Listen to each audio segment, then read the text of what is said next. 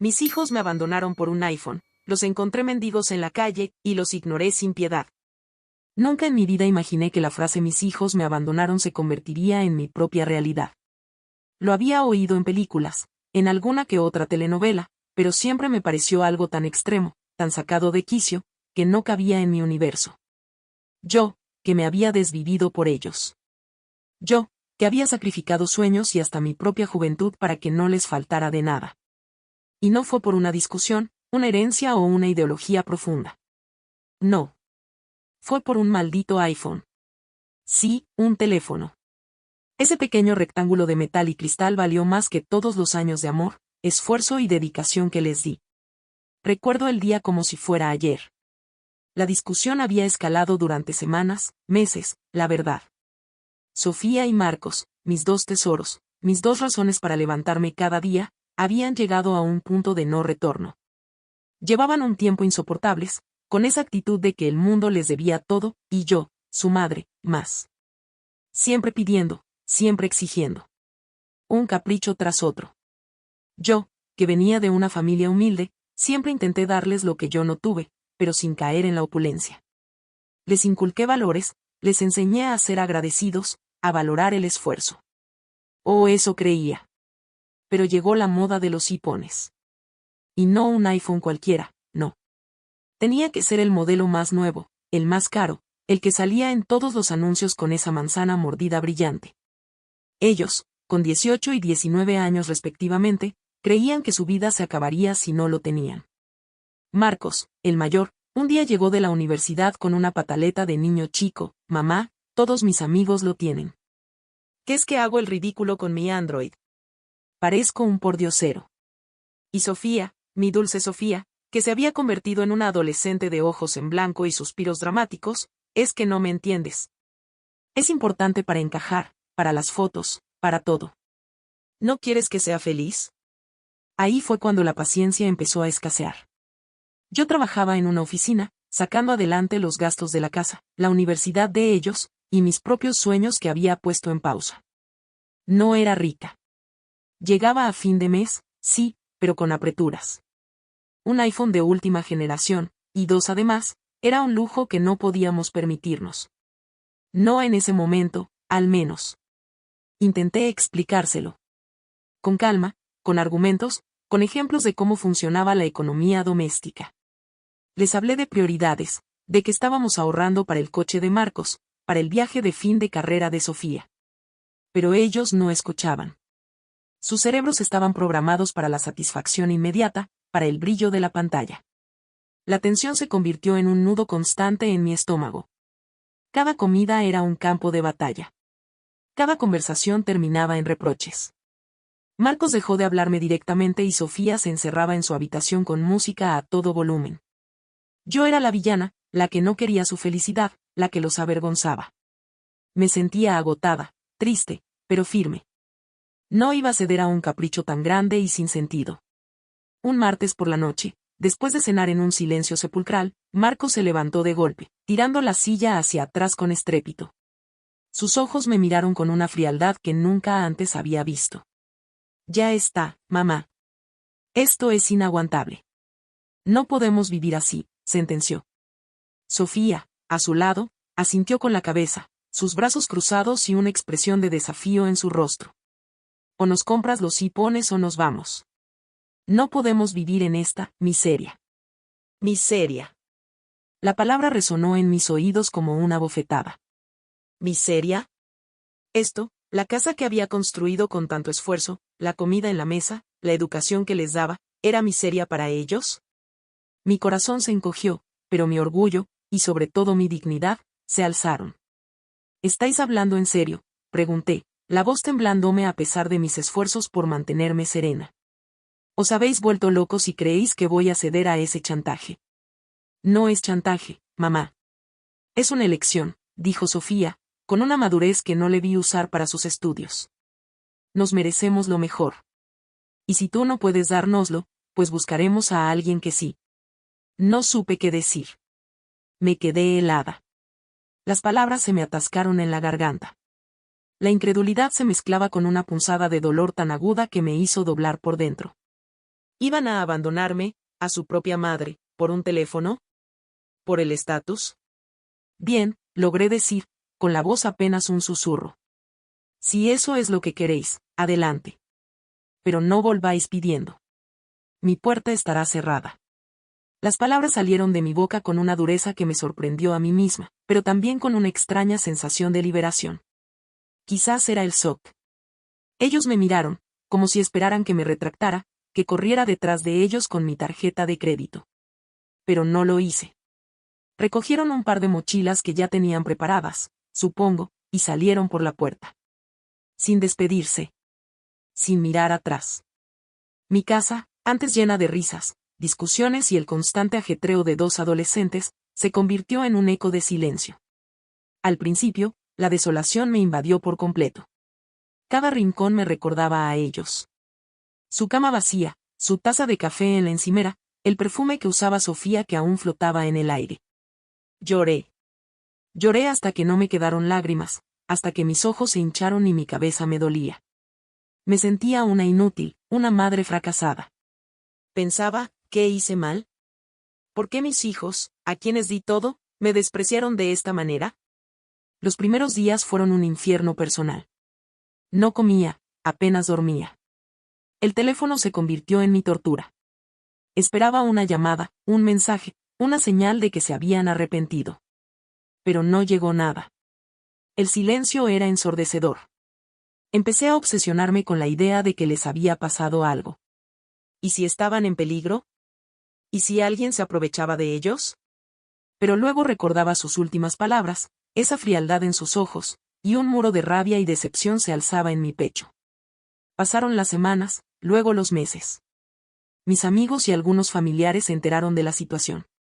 Al principio, hubo mucha pena, mucho pobre de ti. Intentaron intermediar, llamándolos, pero ellos se mantuvieron firmes.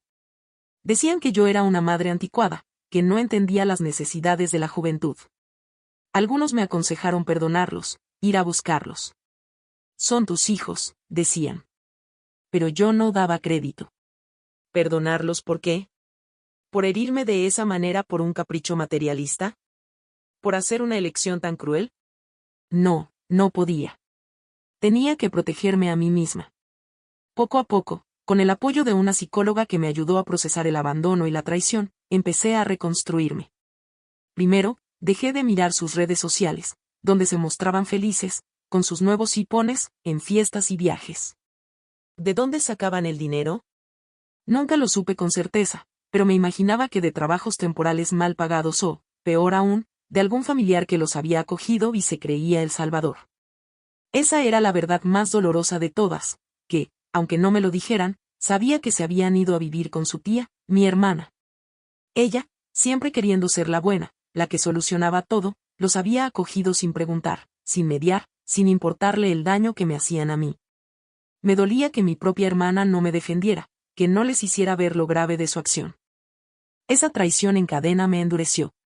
Mi psicóloga me ayudaba a entender que mi deber como madre ya no era seguir persiguiéndolos, sino sanar. Empecé a invertir en mí. Me apunté a clases de algo que siempre había querido hacer, empecé a hacer ejercicio, a viajar con el poco dinero que me quedaba después de los gastos fijos. Mi casa, antes un lugar de dolor, se transformó en mi santuario, mi espacio de paz. El silencio, que antes era ensordecedor, ahora era una melodía calmante. Descubrí una fuerza interior que no sabía que tenía. Una fuerza para decir, hasta aquí. Una fuerza para poner límites y, sobre todo, para quererme a mí misma lo suficiente como para no permitir que nadie, ni siquiera mis propios hijos, me pisoteara. El tiempo siguió su curso, inexorable. Los años pasaron. Yo seguía mi vida, tranquila, recuperada, quizás un poco más sabia y con algunas cicatrices emocionales, pero en paz. Había ascendido en mi trabajo, pude reformar un poco la casa y me permitía pequeños lujos que antes no tenía. Había conocido gente maravillosa, forjado amistades sinceras y me sentía más plena que nunca. La idea de mis hijos se había vuelto un recuerdo lejano, un capítulo cerrado en el libro de mi vida. No los odiaba, ya no. Simplemente, los había soltado. Pero la vida, esa maestra implacable y con un sentido del humor retorcido, tenía una última lección guardada para mí y para ellos. Era una tarde fría de invierno. Yo salía de una reunión importante en el centro de la ciudad. Llevaba mi abrigo de lana, mi bolso, y caminaba con paso firme y la mente puesta en la cena que iba a preparar. De repente, una figura encorvada junto a un portal me llamó la atención. Era una mujer joven, con la cara sucia, el pelo enmarañado y la ropa desgastada. Estaba sentada en el suelo, con un cartón pidiendo limosna. Mi corazón dio un vuelco. Había algo en su perfil, en la forma en que su cabeza se inclinaba, que me resultaba inquietantemente familiar. Me acerqué un poco más, como atraída por una fuerza invisible, mientras mi mente gritaba no puede ser, no puede ser. Y entonces, ella levantó la mirada. Sus ojos, aunque hundidos y llenos de desesperación, eran inconfundibles. Eran los ojos de Sofía. Mi Sofía. Mi hija. Me quedé helada. El aire se me cortó. Una avalancha de recuerdos me golpeó con la fuerza de un tsunami, su risa de niña, sus rabietas de adolescente, sus promesas de amor eterno, y luego, la imagen de ella marchándose por la puerta, el iPhone como su nuevo dios. Estaba demacrada, mucho más delgada de lo que recordaba, con la piel agrietada por el frío y la suciedad. Mi garganta se cerró. Quería gritar, quería llorar, quería correr hacia ella y abrazarla, pero una parte de mí, esa parte que había luchado tanto por sanar, se mantuvo firme, pétrea. Y justo en ese momento, un hombre se acercó a ella. También estaba desaliñado, con una barba crecida y la mirada perdida. Le extendió un trozo de pan que había recogido de la basura, o eso parecía. Sofía lo tomó con manos temblorosas. Ese hombre, al voltearse un poco para mirar la calle, también me reveló su rostro. Marcos. Ahí estaban. Mis hijos. Los que me abandonaron por un iPhone, ahora mendigando en la calle, compartiendo un trozo de pan. La imagen era tan cruel, tan irónica, que casi me hizo reír con una risa amarga y hueca. ¿Qué les había pasado? ¿Dónde estaban los hipones? ¿Dónde estaban los amigos que los hacían encajar? ¿Dónde estaba mi hermana, que los había acogido con tanto alarde? Mi corazón se apretó, pero no de lástima. Se apretó de una extraña y fría satisfacción. No de alegría por su desgracia, no, porque eso sería inhumano. Pero sí de una profunda y dolorosa sensación de justicia poética. Ellos habían elegido un camino, y ese camino los había llevado a esto. Yo no les deseaba el mal, pero tampoco podía fingir que no sentía que esta era la consecuencia natural de sus actos. Habían priorizado un objeto material, el estatus, la imagen, por encima de los lazos familiares, por encima del respeto, por encima del amor. Y ahora, todo eso se había desvanecido. Me observaron, o eso creí. No puedo decir con certeza si me reconocieron. Mi aspecto era muy diferente al de la madre cansada que habían dejado atrás. Ahora llevaba la cabeza alta, con una confianza que antes no poseía. Quizás me vieron como una de las muchas personas bien vestidas que pasaban por su lado sin prestarles atención. Y esa fue mi oportunidad. La decisión, que hubiera sido imposible para la yo de hace años, ahora se formaba en mi mente con una claridad cristalina. No iba a acercarme. No iba a preguntar. No iba a ofrecer ayuda. No iba a abrir esa herida de nuevo. Mis pasos se hicieron más lentos, como si una fuerza me quisiera detener. Mi mente revolvía los y sí, los pero son tus hijos. Pero el instinto de autopreservación, ese que había cultivado con tanto esfuerzo, fue más fuerte. Recordé el dolor, la soledad, las noches en vela. Recordé la promesa que me hice, nunca más permitir que nadie me hiciera sentir tan poca cosa. Respiré hondo, llenando mis pulmones con el aire frío de la ciudad. Levanté la vista y, con una resolución que me sorprendió, los pasé de largo. Los ignoré. Sin piedad. Sin mirar atrás. Mi espalda era una pared de indiferencia que ellos habían construido con sus propias manos años atrás. Seguí caminando, el sonido de mis pasos resonando en la acera. La escena se quedó grabada en mi mente, sí, pero no como un trauma, sino como la confirmación de una verdad dura: las decisiones tienen consecuencias. Y la vida, a veces, te obliga a ver cómo esas consecuencias se manifiestan, incluso para aquellos a quienes una vez amaste con todo tu ser. Sentí una paz extraña, una especie de cierre definitivo. Ellos eligieron un camino. Yo elegí el mío. Y en ese momento, Supe que había elegido bien. Mi vida era mía, y ya no estaba definida por el abandono, sino por la resiliencia. La vida es una maestra dura. A veces, las lecciones más valiosas se aprenden en el silencio de un abandono y en la fría determinación de seguir adelante. Y esa noche, mientras preparaba mi cena, sentí que, por fin, la página de ese capítulo tan doloroso estaba completamente, irrevocablemente, pasada.